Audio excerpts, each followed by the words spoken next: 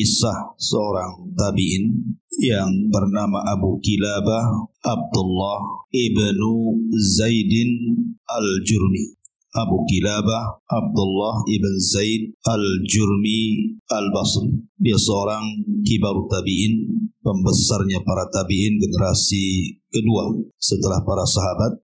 Dan dia seorang perawi hadis yang sangat thiqah dan meninggal tahun 104 Hijriah. Dan dia hidup sempat berjumpa dengan kekhilafahan Umar bin Abdul Aziz rahimahullahu ta'ala.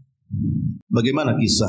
Tapi saya tidak hendak mengkisahkan biografi secara utuh. Saya hanya ingin mengkisahkan tentang wafatnya, karena ini ada kaitan dengan sebuah pelajaran tentang betapa besarnya keutamaan sabar dan juga syukur. Ma'asyiral muslimat yang dimuliakan Allah Subhanahu wa taala. Saya ambil kisah ini dengan sanadnya dari Imam Auza'i dari Abdullah ibn Muhammad rahimahullahu ta'ala, dan diriwayatkan oleh Imam Ibn Hibban, seorang pengeluar hadis. Yang menceritakan ini adalah Abdullah ibn Muhammad.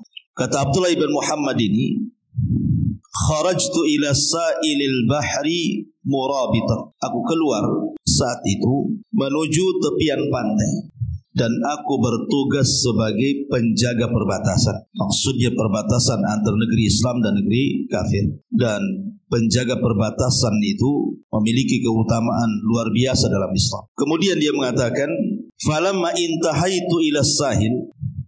Ketika aku selesai berjalan-jalan bertugas menyisiri pantai, tepian-tepian pantai itu. Kemudian tiba-tiba dari kejauhan aku melihat ada sebuah tenda di tengah padang pasir itu. Fiha rajulun qad dhahaba yadahu wa rijlahu wa thaqula sam'uhu wa basar. Tiba-tiba dalam kemah itu, kata Abdullah ibn Muhammad ini, aku mendapati seseorang yang sudah tidak punya kedua tangan dan tidak punya kedua kaki. Kemudian pandangannya melemah dan juga pendengarannya kurang.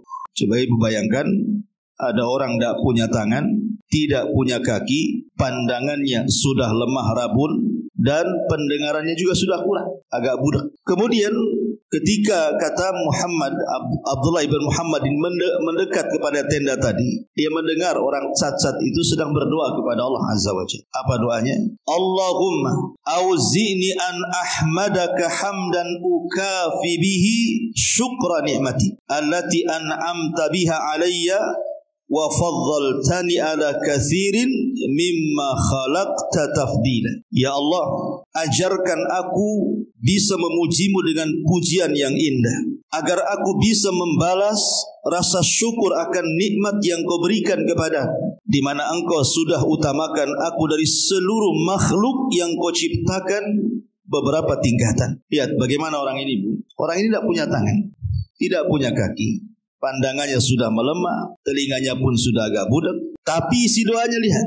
Dia mengatakan, ya Allah auzi'ni, berikan kepadaku, ajarkan kepadaku, an ahmadaka hamdan, agar aku bisa memujimu dengan pujian yang indah. Untuk apa? Ukafi bihi syukra ni'mati, agar dengan pujian-pujian itu aku bisa membalas dan bisa bersyukur akan nikmat yang telah kau anugerahkan kepadaku. Karena engkau sudah melebihkan diriku di antara seluruh makhluk yang kau ciptakan beberapa tingkatan. Kalau kita berpikir, apa yang disyukuri orang ini coba? Tangan tak punya, kaki sudah tak punya, pandangan pun sudah rabun, telinga pun sudah tidak bisa mendengar. Yang sehat itu hanya lisannya saja. Tapi dia berusaha dengan lisan yang sehat itulah dia bersyukur akan nikmat Allah Azza wa Jalla. Kemudian Abdullah ibn Muhammad ini menceritakan lagi, wallahi la atiyanna hadzal rajul wa la as'alannahu anna lahu hadza. Kemudian dia mengatakan, demi Allah, aku harus tahu orang itu. Aku harus tanya, kok bisa orang seperti itu memuji sedemikian rupa kepada Allah Subhanahu wa taala dan bersyukur akan nikmat dan ingin terus membalas nikmat itu dengan kesyukuran. Semangat orang ini, Abdullah ibn Muhammad ini. Kemudian juga dia bertanya-tanya, karena orang yang seperti itu kan mustahil mengucapkan kalimat seperti itu. Jangankan orang seperti itu, ibu saja kadang-kadang baru diuji dengan sakit saja, mungkin sakitnya tidak parah. Untuk mengucapkan kalimat seperti ini berat. Mungkin malah keluhan-keluhan yang kita keluarkan. Karena biasanya ujian yang paling menggoyang iman itu kan sakit. Kalau orang mungkin kehilangan harta, masih bisa sabar. Ataupun orang-orang yang kita cintai mungkin meninggal, masihlah bisa kita ini untuk bersabar. Tapi kalau penyakit ini agak sulit, Bu. Karena penyakit ini kan melekat di badan dan terkadang terus-terusan. Makanya kita lihat orang-orang yang sakit itu biasanya lebih banyak putus asa dibandingkan dia bersabar, kecuali dia punya iman. Terkadang orang sakit ini sudah tidak berpikir, Bu. Kalau ada orang mengatakan yang penting sehat, mau ke dukun, yang penting sehat. Sudah tidak dipikir akidahnya lurus nggak lurus gitu ya. Mau musyrik mau kafir nggak peduli orang sakit. Yang penting sembuh. Itulah orang sakit kayak gitu. Makanya setan itu lebih dekat kepada orang sakit. Kemudian diciptakannya putus asa orang sakit. Nah sementara orang ini tidak ada raut putus asa sama sekali. Malah dia dengan kondisi seperti itu malah bersyukur sekali gitu. Dengan kedua tangannya yang putus, kedua kakinya yang putus, mata dan telinganya sudah kurang juga, tapi terus memuji Allah Subhanahu wa taala dan bersyukur akan nikmat yang pernah Allah anugerahkan kepadanya. Sehingga Abdullah ibn Muhammad ini mengatakan, apakah orang itu mengucapkan karena paham, karena ilmu, atau karena Allah berikan ilham sehingga dia mengatakan seperti itu? Jadi dia berusaha untuk mendatangi orang itu. Fa'ataitur rajula fasallamtu alaihi. Maka aku pun datang kepada orang itu dan mengucapkan salam. Assalamualaikum. Maka orang itu menjawab salam, waalaikumsalam warahmatullahi wabarakatuh. Kemudian kata Abdullah ibn Muhammad ini, dia menceritakan lagi, sami'tuka wa anta taqulu Allahumma auzi'ni an ahmadaka hamdan ukafi bihi syukra ni'matika allati an'amta biha alayya wa faddaltani ala katsir mimma khuliqta tafdila. Fa'ayyun ni'matin min ni'amillahi 'alaika tahmaduhu 'alaiha. Jadi kata Abdullah ibn Muhammad bertanya, maaf Tuhan, saya mendengar kamu tadi mengucapkan kalimat ya Allah, ajarkan aku agar aku bisa memujimu dengan pujian yang indah. Dengan itu aku bisa membalas rasa syukur akan nikmat yang telah kau anugerahkan kepadaku, dan engkau telah lebihkan aku dari seluruh makhluk yang kau ciptakan. Pertanyaannya kata Abdullah ibn Muhammad, nikmat apa dari nikmat-nikmat Allah yang kau syukuri itu apa? Kenapa kau memuji Allah sedemikian rupa? Kemudian orang ini mengatakan, wa ma tara ma sana'a rabbi. Tidakkah kau lihat apa yang telah Allah anugerahkan kepadaku? Coba masih juga dia mengatakan seperti itu. Tidakkah kau lihat kondisiku ini? Katanya. Padahal kondisinya tidak punya tangan, tidak punya kaki, tidak ada yang sehat di badannya kecuali lisannya saja. Tapi dia mengatakan, wa ma tara ma sana'a rabbi. Tidakkah kau lihat kondisiku? Katanya. Kemudian dia mengatakan, wallahi demi Allah, lau arsala as-sama' alayya naran fa ahraqatni wa amara al-jibala fadamaratni wa amara al-bihar fagharaqatni wa amara al-arda fabala'atni mazdadtu li rabbi illa syukra. Dia mengatakan, demi Allah, kalau seandainya Allah perintahkan langit untuk mengirim halilintar dan petirnya dengan api kemudian membakarku, ataupun gunung-gunung Allah perintahkan untuk menimpa diriku sehingga aku hancur lebur, atau Allah mungkin perintahkan lautan agar menenggelamkan diriku, atau mungkin Allah perintahkan bumi untuk menelan aku, demi Allah tidaklah menambah untukku kecuali rasa syukurku kepada Allah Subhanahu wa ta'ala. Coba bayangkan, ini ucapan ini dalam. Maksudnya apa? Terkadang orang tidak pernah melihat dalam musibah itu ada kebaikan. Terkadang orang itu tidak pernah melihat di balik musibah itu ada kebaikan. Rata-rata orang memandang musibah ya musibah, musibah ya keburukan. Itu rata-rata orang kan. Makanya lihat, kalau orang diuji dengan kekayaan, persis seperti yang dikatakan Quran, Bu. Rabbi akraman, Allah sedang memuliakan aku. Coba lihat kalau ada orang kaya ditanya, macam mana kondisimu? Alhamdulillah. Mulailah orang kaya ceramah pula sama kita. Kamu kalau ingin kaya, jangan tinggalkan duha. Mulai dia ujub kan itu. Jangan lupakan istighfar. Jangan lupakan sholat malam. Iya, dia ngomong waktu kaya. Ya. Kamu nggak lihat status saya? Tiap hari saya bangun malam. Lah, cerita status pula. Itu waktu kaya itu ngomong gitu itu ya. Coba habis itu Allah uji dengan kemiskinan. Datang lagi sama orang itu, kira-kira sholat duha lagi nggak? Sholat malam nggak? Status sholat malamnya masih ada nggak? Nggak yakin. Kalau kita datang kepada orang kaya kemudian miskin yang tadinya menceramai kita baik-baik, boleh jadi mungkin dia terbalik kan itu. Entah apa yang Allah uji sama saya ini. Ya, begini begitu, ngeluh akhirnya. Itulah orang kalau diuji itu. Kalau orang beriman, pasti dia akan menggabungkan sabar dan syukur kan. Maka kenapa iman itu kalau dibagi dua, itu separuhnya sabar, separuhnya syukur. Iman itu kalau dibagi dua, itu separuhnya sabar, separuhnya syukur. Mana dalilnya? Rasulullah SAW mengatakan, ajaban li amril mu'min. Sungguh mengherankan perkaranya seorang mukmin. In asabathu dharra sabar. Kalau Allah uji dengan berbagai macam ujian, dia pun sabar. Fakanat khairan lah. Justru itu kebaikan bagi dia. Wa in asabathu sarra syakara fakanat khairan lahu. Kalau ditimpa sebuah hal yang indah bagi hidupnya, nikmat yang banyak, maka dia pun bersyukur dan itu baik bagi dia. Jadi seorang mukmin itu sama saja, mau diuji ya baik bagi dia, mau diberikan nikmat pun sama saja. Maknanya kemiskinan tidak menjadikan dia kufur, kemudian kekayaan pun tidak menjadikan dia kufur. Dua-duanya sama. Ya. Kita teruskan. Ya. Jadi orang ini mengatakan, sekiranya Allah memberikan berbagai macam ujian kepadaku, mau langit mengirimkan halilintar kepadaku, mau gunung menimpaku, mau lautan menenggelamku, dan begitu seterusnya, tetap aku tidak akan menambah kecuali kesyukuranku kepada Rabbku, kata orang ini. Kemudian dia mengatakan, kenapa alasannya? Alasannya, lima an'ama alayya min lisani hadha. Karena dari seluruh badanku Allah belum membuat cacat lisanku. Aku masih bisa bersyukur. Ya. Okelah, tanganku hilang, kakiku hilang, pandanganku sudah mulai rabun, telingaku sudah mulai kurang, tapi lisanku masih sehat. Ini yang tidak bisa kita lakukan. Mensyukuri nikmat yang ada, tidak memikirkan nikmat yang sudah tidak ada. Ini yang kalau orang bisa mengucapkan kalimat ini luar biasa. Karena kebanyakan orang pusing itu karena memikirkan nikmat yang sudah tidak ada. Nikmat yang ada nggak pernah disyukuri itu. Makanya saya pernah bercerita sama ibu kisah siapa?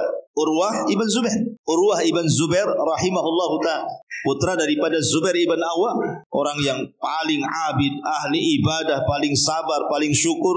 Luar biasa biografinya itu, Urwah bin Zubair. Jadi saat kakinya Urwah ini harus diamputasi.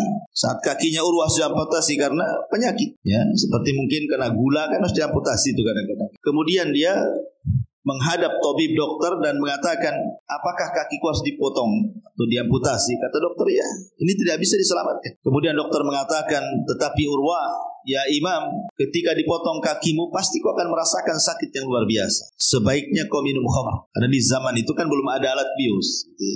Ya caranya minum khamr supaya tidak sakit, supaya mabok gitu kan. Tetapi Urwah mengatakan, kalau seandainya aku harus mabok dan minum khamr, kemudian Allah takdirkan aku mati, berarti aku mati sedang mabuk. Aku tak mau. Sebaiknya tunggu aku melaksanakan 2 rakaat solat. Waktu solat itulah kau potong, katanya, kaki. Kalau Allah takdirkan aku mati, berarti aku mati dalam kondisi solat. Luar biasa kan. Ya, harusnya kita ini berdoa seperti itu. Minta kepada Allah kalau bisa kita diwafatkan itu dalam posisi ibadah, ya, supaya secara lahiriah itu mengarah kepada husnul khotimah. Ya. Akhirnya ketika dia sholat, betul-betul dipotong. Ya namanya dipotong ya sakit, walaupun sedang sholat. Akhirnya kemudian karena dia tidak tahan, pingsanlah Urwah ini. Pingsan. Maka sang tabib berusaha untuk menyadarkan Urwah ini, suruh bangun.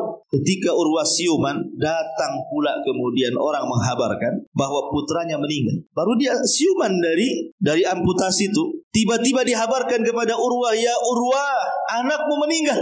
Coba bayangkan, terkadang ujian ini datang bertubi-tubi. Habis hilang kakinya, datang pula kabar anaknya meninggal.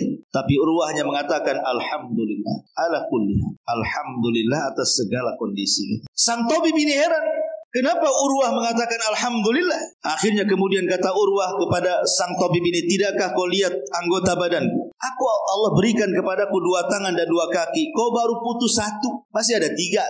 Kemudian datang kepadaku kabar putraku meninggal. Aku loh punya putra 5. Kalau mati 1 masih ada 4, katanya. Nah ini yang belum bisa kita rasakan seperti ini. Terkadang kita ini memikirkan musibahnya, tidak pernah memikirkan nikmatnya. Lah inilah yang dirasakan oleh orang cacat ini. Dia mengatakan, kenapa aku mengatakan bahwa aku terus bersyukur kepada dan bersabar? Karena dari semua anggota badanku, lisanku masih sehat, masih bisa berzikir kepada Allah Subhanahu wa ta'ala. Kemudian dia mengatakan, walakin ya Abdullah, idza ataitani li ilaika haja, qad tarani ala ayyi halatin ana lastu aqdar li nafsi ala dhurrin wala naf'in, walaqad kana ma'i baniyun li yata'ahadani fi waqti salati wa yuwaddi'uni, wa idza ji'tu at'amani, wa idza atashtu syaqani, walaqad faqadtuhu mundu 3 ayyam fatahassasu li rahimakallah, fatahassasu li rahimakallah. Baik. Jadi orang ini mengatakan, orang cacat ini, wahai Abdullah, engkau datang kepadaku, saya kira engkau ada hajat kepada. Tetapi dia mengatakan, kau lihat kondisiku sekarang kan, aku tidak punya kaki, tidak punya tangan, pandanganku melemah, kemudian pendengaranku juga melemah. Aku tidak sanggup untuk menolak madarat ataupun memberikan manfaat. Sebenarnya di tenda ini ada anak kecil, itu anakku. Dia setiap hari menolong sholatku, mewudukan aku. Apabila aku lapar, dialah yang memberi makan kepadaku. Apabila aku haus, dialah yang memberikan minum kepadaku. Masalahnya wahai Abdullah, anak itu sudah 3 hari menghilang. Tolong cari untukku. Bisa enggak? Artinya orang cacat ini sudah 3 hari tidak makan, 3 hari tidak minum. Ya mungkin kalau sholat, mungkin dengan cara meniatkan begitu. Karena tidak punya tangan untuk wudu tak bisa. Tayamum juga tak bisa. Ya mungkin dengan cara dipikirkan kan itu, dibayangkan. Pakai apa nggak punya tangan, nggak punya kaki? Berarti kondisinya mengenaskan. 3 hari tak makan, tak minum seperti apa coba? Kalau bukan karena Allah Subhanahu wa ta'ala, mungkin sudah mati orang cacat ini. Tapi Allah masih berikan kekuatan dia hidup. Sehingga dia minta kepada Abdullah bin Muhammad ini, bisa nggak kau carikan anakku tuh? Sudah 3 hari tak pulang dia. Ya. Kemudian kata Abdullah bin Muhammad, dia mengatakan, wallahi, demi Allah, orang sepertimu layak dibantu. Orang sepertimu layak dibantu. Karena membantu orang sepertimu a'zamu indallahi ajran. Demi Allah, ini pahala yang sangat besar. Saya akan cari. Tapi sifatkan anakmu seperti apa? Ya. Akhirnya kemudian dia pun menceritakan anaknya begini. Kemudian famadaitu, aku pun pergi. Dia mengatakan, ketika aku pergi ghaira ba'id, sudah tidak jauh dari tenda itu. Ya, hatta sirtu baina kithban minar ramli. Ketika aku sudah tidak jauh dari tenda itu, aku melihat kok ada jasad tergeletak di antara pasir-pasir, padang pasir. Fa idza ana bil ghulam qad iftarasahu sab'un wa akalalah. Tiba-tiba aku melihat ada jasad, separuh dagingnya sudah habis dimakan binatang buas, dan dia pun sudah tergeletak mati. Fastarja'tu, aku pun mengatakan, inna lillah wa inna ilaihi raji'un. Inna lillah wa inna ilaihi raji'un. Rupanya anak itu adalah anak daripada orang cacat. Berarti orang cacat itu sudah nggak punya apa-apa lagi kan? Anak satu-satunya yang membantu mewudukan, menyolatkan, menyuapkan, memberi minum, dan juga memberikan kebutuhan orang tuanya ini, rupanya sudah meninggal dunia. Dan mengenaskan meninggalnya karena diterkam serigala, diterkam harimau atau apal binatang buas, dan dimakan sebagian daging. Kemudian orang ini, Abdullah bin Muhammad, mengatakan, aku bingung apa yang harus aku katakan kepada orang cacat itu. Fa bainama ana muqbilu nahwihi id khatara alayya qalbi, id khatara ala qalbi dzikra Ayyub alaihi salatu wassalam. Jadi saat dia kemudian bingung nih mau menceritakan apa ini, teringatlah satu kisah Nabi Ayyub alaihi salatu wassalam. Mulailah kemudian setelah dia merancang untuk menghibur orang cacat itu dengan sebuah pertanyaan tentang kisah Nabi Ayyub, mulailah dia mendekat dan hendak menghabarkan kematian putranya, tapi dimukodimahi dengan cerita dulu. Harusnya begitu, Bu. Ya, kalau ada kawan ibu kena musibah gitu, mungkin dia nggak dengar, mungkin saudaranya meninggal atau apa, orang yang dicintainya meninggal, atau mungkin rumahnya kebakaran atau apalah kan, dan orang ini belum tahu. Ya. Jangan langsung diceritakan ulang, nanti shock nantinya. Tapi dihibur dulu gitu maksudnya. Baru setelah tenang, baru cerita. Seperti kisahnya siapa? Ummu Salamah. Ya. Jadi Ummu Salamah itu kan punya anak kecil, anak daripada Abu Talha, tapi bukan anaknya dari istri sebelumnya. Abu Talha itu punya anak namanya Abu Umair. Itu anak yang paling dicintai Abu Talha. Jadi ketika Abu Talha keluar dalam sebuah hajat beberapa hari, kan anak itu lagi sakit, kemudian dirawat oleh Ummu Sulaim. Bukan Ummu Salamah, Ummu Sulaim. Namanya Rumaisah bintu Milhan. Yang Rasul habarkan, aku melihat Rumaisah di sorga. Ummu Sulaim.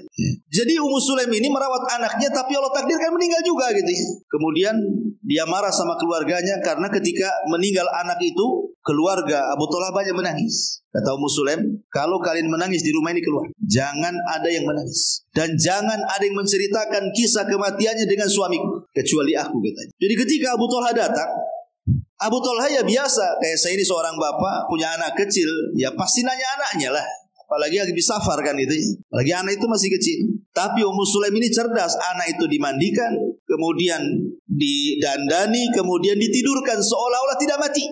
Jadi ketika Abu Talha melihat anaknya sedang tertidur, kata Ummu Sulaim, jangan kau bangunkan, dia sedang tertidur. Sebaiknya kau makan dulu. Nah, kebetulan Ummu Sulaim sudah memasakkan masakan kesukaan Abu Talha. Kemudian malam itu betul-betul Ummu Sulaim berdandan. Ini yang nggak bisa dilakukan ibu-ibu nih. Ya, kadang-kadang kalau ada musibah itu, entah saudaranya meninggal, udah kusut semua, Bu. Padahal ibu masih ada suami itu. Lihat Ummu Sulaim. Walaupun ada musibah, tetap dia akan dandan untuk suaminya. Ini burung aja. Mau dandan seminggu bawa bawang. Jadi Ummu Sulaim ini tetap dandan melayani suaminya. Sampai betul-betul kemudian setelah melayani suaminya tidur, biar istirahat, namanya baru datang kan. Hilang capeknya, sudah kenyang perutnya. Ya. Kemudian sudah syahwatnya terobati. Kemudian lelah letihnya sudah hilang karena tidur kan itu. Artinya kan otaknya sudah mulai tenang tuh. Karena tiga-tiganya sudah terpenuhi. Baru sepertiga malam akhir bangun. Barulah Ummu Sulaim bercerita. Ceritanya pun tidak langsung mengatakan anakmu meninggal. Enggak. Dia coba memberikan mukadimah dulu dengan mengatakan, Bang, bagaimana kalau tetangga sebelah nitip barang nih? Tiba-tiba titipan itu mau diambil lagi. Kasih nggak nih? Apa ditahan? Kata betul ya dikasih lah, itu kan barang orang. Oke, sekarang Allah sudah titipkan kepada kita anak. Kalau Allah minta kira-kira kau redho nggak? Ya kan, karena mukadimahnya sudah jauh, mau tidak mau ya sudah kan. Sempat mau marah gimana kan itu. Kenapa nggak ngasih tahu dari awal kan itu ya. Tapi lihat kebaikannya Ummu Sulaim, redalah Abu Talha. Makanya dia kemudian keesokan harinya membawa jasad putranya kepada Rasulullah dan menceritakan apa yang dilakukan Ummu Sulaim istrinya kepadanya. Apa kata Rasulullah? Semoga Allah memberkahi malam kalian ketika melakukan hubungan. Rupanya kehilangan Abu Umair, lahirlah banyak keturunan dari Ummu Sulaim dan Abu Talha. Ya. Lah ini nih, Abdullah ibn Muhammad ini ingin menceritakan kepada siapa? Orang cacat ini dengan mukadimah dulu. Menceritakan tentang kisah Nabi Ayub. Jadi dia mengatakan, ya fulan, bagaimana tentang Nabi Ayub? Anta akram Allah am Ayub an-Nabi. Wahai Tuhan, saya mau tanya sama kamu. Kalau engkau dibandingkan dengan Nabi Ayub, mana yang lebih mulia? Kamu atau Nabi Ayub? Maka orang cacat ini mengatakan, Bal Ayub rahimakallah. Ya tentu Nabi Ayub lah lebih mulia dibandingkan aku. Oh dibandingkan pula dengan seorang Nabi gitu. Nabi Ayub lebih mulia dibandingkan aku katanya. Kemudian kata Abdullah bin Muhammad ini, hal alimta ma sana'a bihi rabbuk. Kamu tahu enggak cerita bagaimana Ayub itu diuji oleh Allah Subhanahu wa taala? Alaysa qad ibtalahu bimalihi wa alihi wa waladi.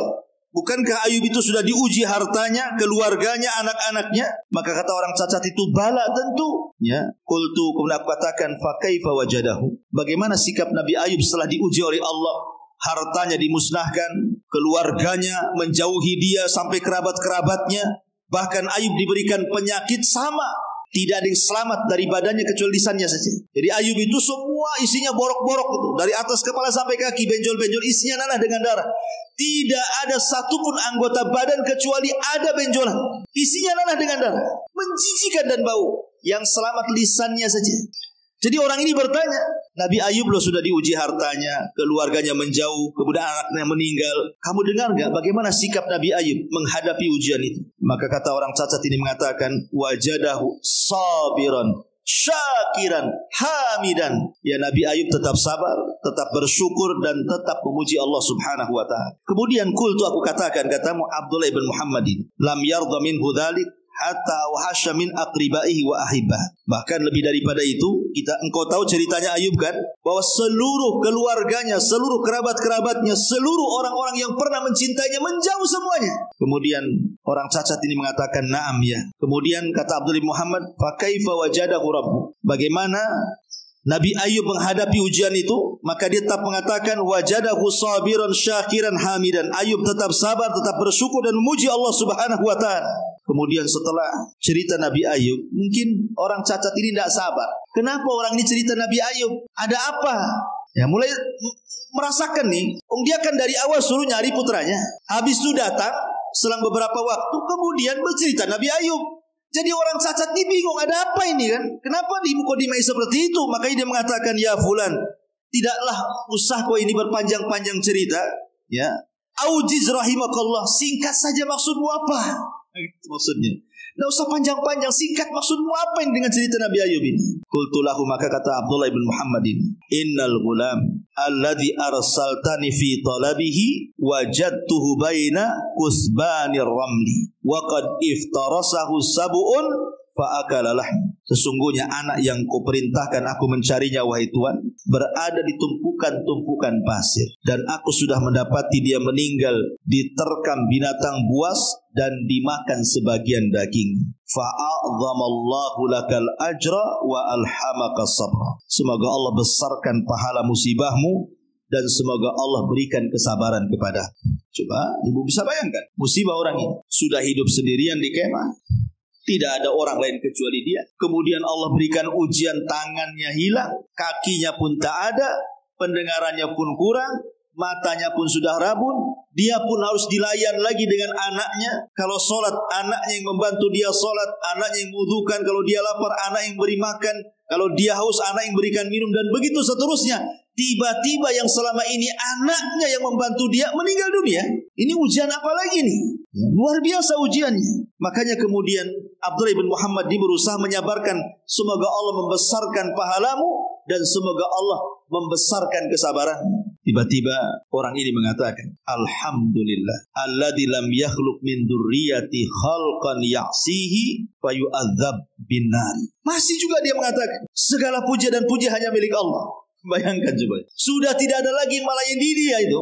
Ketika dihabarkan anaknya meninggal, masih juga dia mengatakan alhamdulillah yang telah menciptakan dari keturunanku anak yang tidak pernah bermaksiat kepada Allah sehingga dia tidak diazab dengan neraka. Jadi orang cacat ini dia mengatakan kepada Abdullah bin Muhammad ini, wahai fulan, saya bersyukur kepada Allah kalau anakku meninggal. Soalnya seperti itu, karena anak itu selama bersamaku tidak pernah bermaksiat kepada Allah. Dia anak yang berbakti, sehingga kalaupun dia harus mati diterkam binatang buas, saya yakin dia tidak mungkin diazab karena dia tidak pernah bermaksiat. Dia anak soleh satu-satunya yang aku punya. Dia bagaimana dia bersyukur, dan ini juga pelajaran bagi kita kan, ya, bahwa kalau kita punya keturunan maka jaga keturunan itu. Jangan sampai kemudian anak yang kita banggakan, yang harusnya mendoakan kita setelah kematian, dia pula yang menyeret kita dari api neraka. Dan bersyukurlah kalau Allah Subhanahu wa taala uji kita dengan kematian anak kita yang belum balik. Artinya anak itu belum punya dosa kan, dan kelak akan jadi syafaat bagi orang tuanya. Ma'asyiral muslimat yang dimuliakan Allah Subhanahu wa taala. Kemudian dia pun istarja mengucapkan inna lillah wa inna ilaihi rajiun wa sahika sahqatan famata. Kemudian dia tersedak, ya, seraya menghembuskan nyawa terakhirnya, kemudian dia pun meninggal dunia. Kata Abdullah ibn Muhammad, inna lillah wa inna ilaihi rajiun. Azumat musibati. Sungguh besar musibah ini. Orang seperti dia yang Allah berikan cacat yang luar biasa dari tangan, kaki, pendengaran, penglihatan, dan kehidupannya juga tidak ada apa-apa di tenda itu kecuali dia dan anaknya. Tapi orang ini melihat kesabaran yang luar biasa. Akhirnya kemudian dia mengatakan, demi Allah, apa yang harus aku lakukan dengan jasad orang ini? Kalau aku seandainya mengurus jasad ini, aku membawanya, aku tidak sanggup membawanya. Kalau aku urus dia, fardu kifayah, tidak ada perlengkapan di sini, aku sendirian. Akhirnya dia pun sedih, hanya bisa menutup jasadnya, kemudian menangis di dekat kepalanya. Abdullah bin Muhammad, aku hanya bisa menangis karena tidak bisa ngurus jasadnya. Ya. Kemudian tiba-tiba ketika dia sedang menangis, ittahajjama alayya arba'atu rijalin. Tiba-tiba datang 4 orang lewat di situ. Kemudian 4 orang yang lewat di situ mendengar di dalam tenda itu ada orang nangis. Turunlah 4 orang ini, kemudian melihat ke dalam tenda, rupanya kenal kepada orang ini. Kau di sini wahai Abdullah ibn Muhammad, ada apa engkau di sini? Kemudian Abdullah bin Muhammad menceritakan dari mulai dia datang ketemu orang ini sampai kemudian disuruh mencari anaknya sampai kemudian meninggal, diceritakan lengkap. Jadi 4 orang ini heran. Ya. Akhirnya kemudian 4 orang ini mengatakan, bisa kau singkap tuh wajahnya orang ini? Orang ini kok hebat sekali. Bagaimana kesabarannya, bagaimana syukurnya. Akhirnya disingkaplah kain yang menutup wajahnya ini. Empat-empatnya orang tiba-tiba mengatakan, Inna lillah wa inna ilaihi rajiun. Ini kan Abu Kilabah Al-Jurmi. Siapa yang tidak kenal Abu Kilabah Al-Jurmi? Seseorang yang sangat mencintai Allah dan Rasulnya. Seorang yang sangat ma'ruf. Ya. Di zaman itu siapa yang tidak kenal Abu Kilabah? Dia ulama besar. Karena dia belajar kepada banyak para sahabat. Salah satu riwayat hadis yang dikenal adalah duduk di antara dua sujud. Kalau hadis tentang duduk di antara dua sujud itu salah satu perawinya adalah Abu Kilabah. Mengambil riwayat Abu Kilabah itu. Apakah setelah sujud itu duduk di antara dua sujud, sujud istirahat ya, dalam sholat kalau tidak salah itu salah satu perawinya adalah Abu Kilabah, bukan duduk di antara dua sujud, duduk istirahat dari sujud ke bangkit ya. Apakah setelah sujud langsung bangkit ataukah setelah sujud itu ada duduk istirahat dulu baru bangkit gitu maksud. Nah ini kan polemiknya dari hadis Abi Kilabah yang kita ceritakan ini. Lah Abi Kilabah ini bukan orang biasa, dia ulama, bahkan dia pernah diminta untuk menjadi qadhi kerajaan, tapi dia tak mau. Ya, jadi di zaman itu Abu Kilabah diminta untuk menjadi qadhi, mungkin hakim besar di Syam itu, tapi dia lari, dia sembunyi. Ya, tidak mau dia. Kalau seandainya Abu Kilabah ini mau jadi orang besar, orang kaya dia. Bagaimana coba kalau dia diangkat menjadi qadhi kerajaan kan fasilitasnya kan dikasih kan? Rupanya Abu Kilabah ini lari tidak mau jadi qadhi, malah hidup di padang pasir. Akhirnya Allah berikan takdir seperti itu. Dia memilih lari dari dunia dan mengejar akhirat. Tapi Allah uji agama dan dunianya. Abu Kilabah. Jadi ketika empat orang ini kan Abu Kilabah ini. Langsung mereka mencium keningnya, mencium badannya, kasih cintanya dan mengatakan ini orang yang paling mencintai Allah dan Rasulnya. Kemudian orang ini memuji, Fulan Abdullah, tahu enggak orang ini? Orang ini adalah orang yang matanya tidak pernah bermaksiat dan badannya selalu sujud kepada Allah Subhanahu wa taala.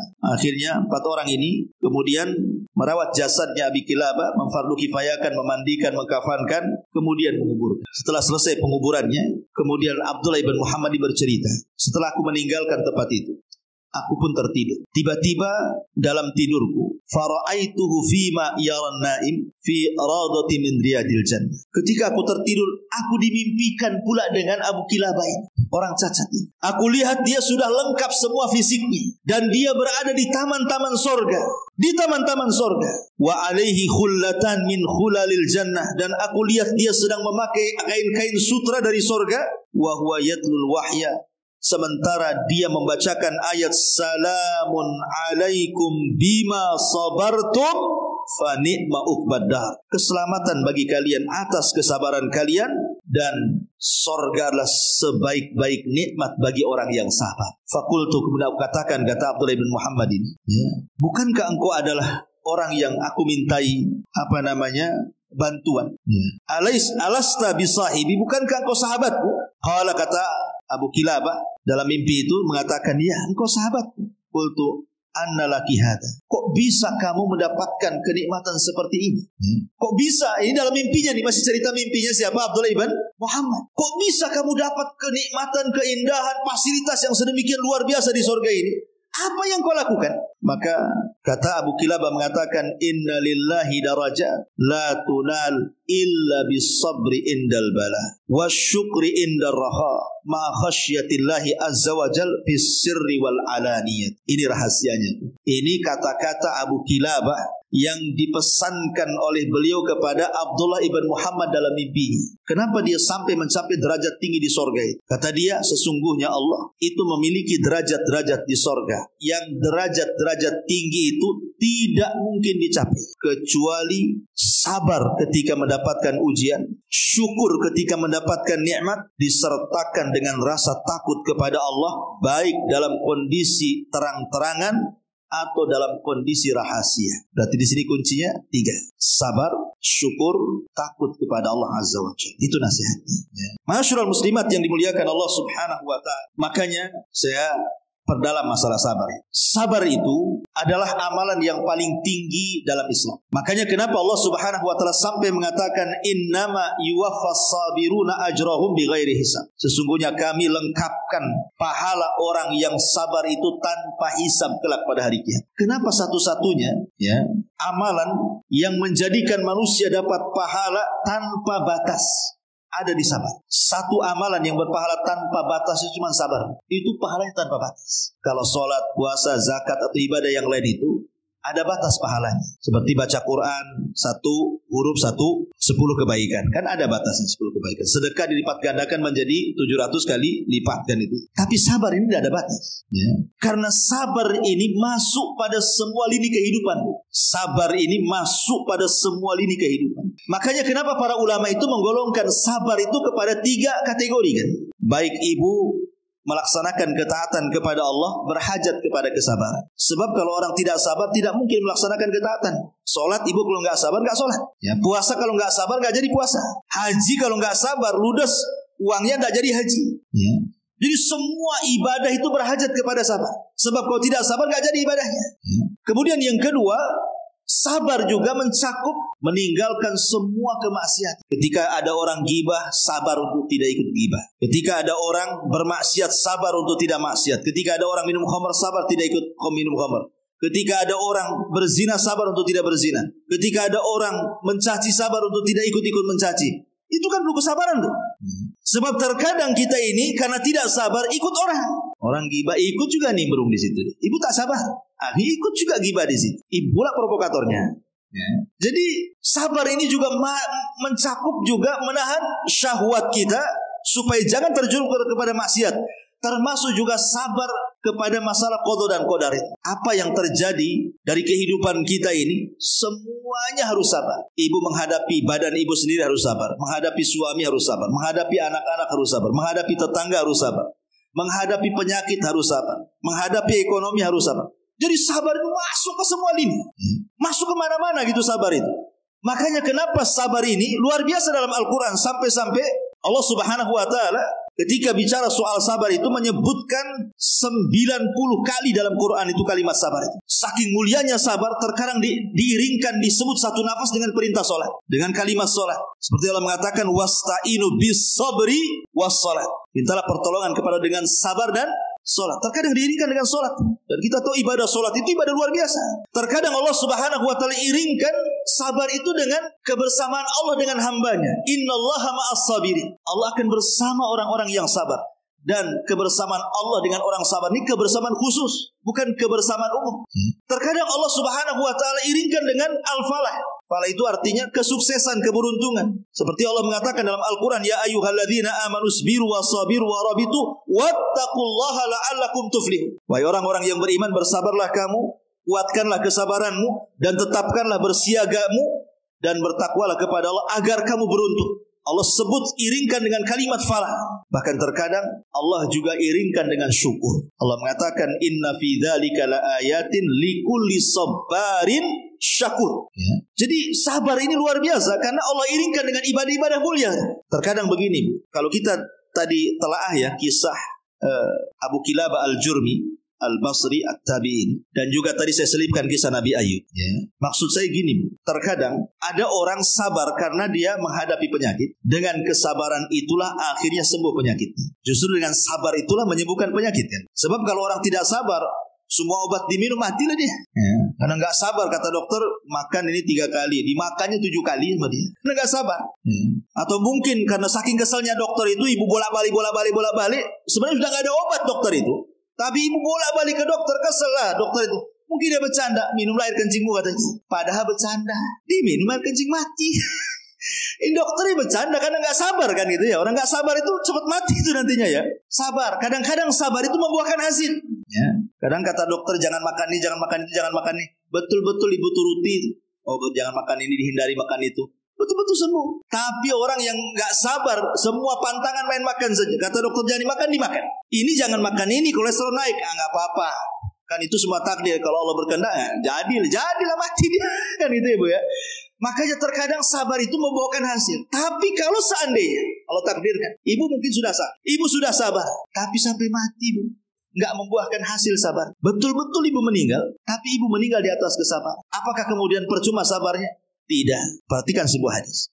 Nabi SAW sampai mengatakan dalam hadis Jabir bin Abdullah radhiyallahu anhu yang dikeluarkan Imam Tirmidzi dan disahihkan oleh Syekh Albani rahimahullah. Yawaddu ahlul afiyati yaumal qiyamah hina yu'ta ahlul bala ats-tsawaba "Lau anna juludahum kanat qurridat fid dunya bil maqarid."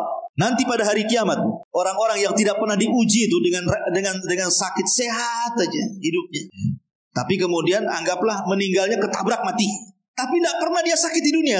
Betul-betul sehat di dunia. Jadi ketika pada hari kiamat, dia melihat bagaimana pahala yang Allah berikan kepada orang yang diuji dan sabar luar biasa. Mereka pun yawaddu ahlul afiyah, kata Rasul. Orang-orang yang sehat di dunia berangan-angan yaumal qiyamah, pada hari kiamat. Hina yu'ta ahlul bala, ketika orang-orang yang diuji oleh Allah diberikan pahala banyak, yu'ta ahlul bala thawab, diberikan pahala banyak, mereka pun mengatakan lau anna juludahum kanat quridat fid dunya bil maqarid. Seandainya sewaktu mereka di dunia, mereka siap kalaupun harus dikuliti kulitnya sehingga lepas dari dagingnya. Itu nanti angan-angan penduduk di akhirat. Baru mereka sadar betapa tingginya kesabaran ketika menghadapi musibah. Sampai-sampai orang-orang sehat mengatakan, coba aku di dunia dikuliti tidak apa-apa. Kalau akhirnya pahala yang Allah berikan kepada orang sabar itu sebesar ini, gitu maksudnya. Ini kan luar biasa. Tapi ini kan angan-angan nanti. Kita sudah tahu angan-angan orang-orang sehat di akhirat itu seperti ini kan. Sudah tahu dalam hadisnya bahwa mereka akan berangan-angan seperti itu. Tapi kenyataannya kan tidak juga kita terhibur dengan hadis ini. Tetap saja kalau kena musibah ya ngeluh kan gitu ya. Nggak terpikir nanti akan banyak pahalanya. Makanya salah satu yang meringankan ujian itu adalah dengan mengingat pahala di akhirat. Hanya dengan itu, apalagi seperti Abu Kilabah ini, tidak punya tangan, tidak punya kaki, pandangan rabun, telinga sudah tidak ada, tidak ada yang sehat kecuali lisannya, tapi dia tahu bahwa di sana ada jaza, ada balasan. Makanya dia sabar. Ma'asyiral muslimat yang dimuliakan Allah Azza wa Jalla. Makanya sebuah hadis yang dikeluarkan Bukhari Muslim, kata Rasul, ma'u'tiya ahadun ata'an khairan, ma'u'tiya ahadun ata' khair awsa' minas sabri. Tidaklah seseorang itu diberikan pemberian khairun, lebih baik daripada kesabaran. Ini luar biasa. Ma'asyiral muslimat yang dimuliakan Allah Subhanahu wa taala. Kenapa sabar itu sedemikian indahnya dan agungnya? Sampai-sampai perkataan Ummul Mukminin Aisyah radhiyallahu anha mengatakan apa? Fasabrun jamil. Sabar itu indah. Ini kata-kata siapa? Aisyah yang mengatakan fasabrun jamil, sabar itu indah. Dia menukilkan perkataan siapa? Nabi Ayub saat kehilangan Yusuf. Nabi Ayub mengatakan fasabrun jamil, sabar itu indah. Diulang lagi oleh Aisyah radhiyallahu anha, fasabrun jamil, sabar itu indah. Kenapa Aisyah radhiyallahu anha mengatakan ucapan ini? Karena ketika itu Aisyah sedang diuji, difitnah oleh orang munafik, dia berzina dengan Safwan ibn Mu'attil, sehingga dibicarakan satu penduduk Madinah. Ada yang terpengaruh dan itu kebanyakan, dan ada yang tidak terpengaruh dan itu sedikit. Sampai Nabi SAW bingung, bagaimana mungkin wanita yang selama ini dicintainya, putri daripada As-Siddiq Abu Bakar Siddiq radhiyallahu anhu, wanita yang sangat cerdas dan mulia, bisa melakukan perzinahan dengan Safwan ibn Mu'attil. Begitu kabarnya, sampai Rasul terpengaruh loh. Dia nunggu wahyu selama 1 bulan, kok nggak datang-datang wahyunya tuh? Apakah Aisyah berzina atau tidak? Sampai akhirnya dia harus menanyakan sendiri langsung kepada Aisyah radhiyallahu anha. Setelah 1 bulan tidak pernah berjumpa, padahal selama ini dia selalu di samping Aisyah. Tapi karena masih menunggu wahyu, disabarinya Rasul tidak menjumpai Aisyah sampai 1 bulan, coba ya. Dan Aisyah ketika itu kan masih kecil. Artinya masih kecil kan perasaannya lebih peka dibandingkan orang yang sudah tua, yang sudah banyak musibah teruji dengan dia kan gitu. Aisyah masih kecil. Sehingga ketika itu Rasul langsung bertanya langsung, main tembak saja. Aisyah, kalau kau ingin ngaku, gak apa-apa ngaku saja. Kemudian bertobat, nanti Allah terima tobat. Tapi kalau engkau tidak merasa, maka yakinlah pasti akan datang pembelaan Allah. Pasti akan turun wahyu dari langit, akan membebaskan kamu dari tuduhan. Coba, Rasul memberikan 2 soalan. Ngaku atau tidak? Kalimat ini kan berat bagi Aisyah. Kalau umpamanya suami ibu, gitu, nuduh sama ibu kan, itu kan berat pertanyaannya, Bu. Karena seolah-olah tidak membela. Seolah-olah terpengaruh dengan isu di luar. Sehingga Aisyah radhiyallahu mengatakan kepada ibunya dan juga ayahnya Abu Bakar, tolong jawab ucapan Nabi. Saya tidak bisa jawab itu. Ibu bapaknya tidak bisa jawab, hanya bisa menangis saja Abu Bakar dan ibunya Ummul Mukminin. Akhirnya Aisyah karena sudah tidak ada pembelaan, Rasul mendesak dengan 2 pertanyaan. Ibu bapaknya tidak membela dia dan tidak berikan jawaban. Dari situlah muncul kalimat fasabrun jamil. Rupanya sabar itu indah. Apa yang harus aku lakukan kan itu? Ibu bapakku tidak membelaku, Rasul tetap mendesak dengan 2 pertanyaan. Apa yang bisa aku lakukan? Aisyah yang mengatakan fasobrun jamil, ambil selimutnya kemudian nangis. Nah, itulah yang dilakukan perempuan, nangis saja, apalagi kan itu ibu ya. Ibu ada masalah nangis kan. Artinya di sini, kenapa sabar itu indah dikatakan Aisyah radhiyallahu anha? Karena tidak ada sifat dalam Al-Quran melebihi kemuliaan sabar. Karena Allah berikan 3 keutamaan. Cukuplah sabar itu. Kenapa begitu indah? Karena Allah subhanahu wa ta'ala berikan 3 keutamaan yang Allah tidak diberikan kepada yang lain. Perhatikan ayat. وَلَنَبْلُوَنَّكُمْ بِشَيْءٍ مِّنَ الْخَوْفِ وَالْجُوءِ وَنَقْصٍ مِّنَ الْأَمْوَالِ وَالْأَنفُسِ وَالثَّمَرَاتِ وَبَشِّرِ الصَّابِرِينَ الَّذِينَ إِذَا أَصَابَتْهُمْ مُصِيبَةٌ قَالُوا إِنَّا لِلَّهِ وَإِنَّا إِلَيْهِ راجعون أُولَئِكَ عَلَيْهِمْ صَلَوَاتٌ مِّن رَّبِّهِمْ وَرَحْمَةٌ wa ulaika humul muhtadin. Dan kami pasti akan menguji kamu dengan sedikit ketakutan, kelaparan, kekurangan harta, jiwa dan buah-buahan. Dan sampaikanlah kabar gembira kepada orang-orang yang sabar. Orang-orang yang apabila ditimpa musibah mereka mengatakan inna lillahi wa inna ilaihi rajiun. Sesungguhnya kami milik Allah dan akan kembali kepada Allah. Apa kabar gembiranya? Inilah yang kita sedang bicarakan. Ulaika alaihim, mereka itulah akan memperoleh apa? 1, sholawatu mir rabbihim. Allah berikan ampunan akan dosa-dosanya. Yang kedua, warahmah. Allah akan cucurkan rahmatnya kepadanya, kasih sayangnya kepadanya. Wa ulaika humul muhtadun. Dan yang ketiga, Allah akan berikan petunjuk kepada mereka. Ampunan, rahmat, petunjuk. Ini yang kita hajatkan di dunia. Apalagi 3-tiganya Allah berikan kepada orang-orang yang sabar dan Allah tidak berikan kepada yang lain. Ya. Ma'asyiral muslimat yang dimuliakan Allah subhanahu wa ta'ala. Dan untuk menutup kajian kita, apa sih buah daripada sabar? Pertama, ar-ridha bi qada'illahi wa tuma'ninati wasyu'ur bis-sa'ah. Kata ulama yang pertama, buah dari sabar itu orang menjadi redha dengan ketentuan Allah dan juga merasa tenang dan dia pasti akan senantiasa bahagia. Ibu kalau berjalan dengan takdir, ibu tidak akan ngeluh. Ya. Kalau ibu berjalan dengan takdir, ibu tidak akan ngeluh. Contoh umpamanya diberikan musibah penyakit. Ibu mengatakan ini sudah takdir Allah. Sebelum langit dan bumi diciptakan 500 tahun. Memang sudah ditulis. Hari ini, detik ini, jam ini, bulan ini, tahun ini saya harus sakit. Apa yang harus aku lakukan? Kan sudah ditulis di atas. Selesai lah kan gitu. Memang ini sudah ketentuannya. Aku harus sakit hari ini. Tapi kalau kita pikir Bu, dalam setahun lah. Pertanyaan saya, ibu lebih banyak menangis atau tertawa? Lebih banyak bahagia atau susah? Lebih banyak makan ataukah lapar? Lebih banyak minum ataukah kehausan? Lebih banyak bercanda ataukah menangis? Kita bisa hitung dalam setahun ini kan. Sebenarnya kebahagiaan yang Allah anugerahkan kepada itu jauh lebih lama dibandingkan keperitan hidup kan. Cuman masalahnya terkadang gara-gara keperitan hidup itu kebahagiaan yang begitu banyak yang Allah nikmati kepada kita itu, kita lupakan masalahnya. Kalau kita hitung-hitung setahun itu, mungkin lebih banyak senangnya kalau kita ini. Sedikit sekali mungkin tidak senangnya. Tapi terkadang orang lebih memikirkan yang tidak senang dan melupakan yang senang, itu masalahnya. Nah, kalau kita berjalan dengan takdir kata para ulama, maka ini adalah samaratus sabri. Ini buah daripada sabar. Yang kedua, bisabri tatahaqqaq al-izzatu wal karamatu wa ta'idu minallah. Kalau sabar, maka Allah akan berikan izzah, kemuliaan. Kemudian juga kekuatan, ya, dari Allah subhanahu wa ta'ala. Karena Allah mengatakan in tasbiru wa tattaqu la yadurrukum kaiduhum syai'a.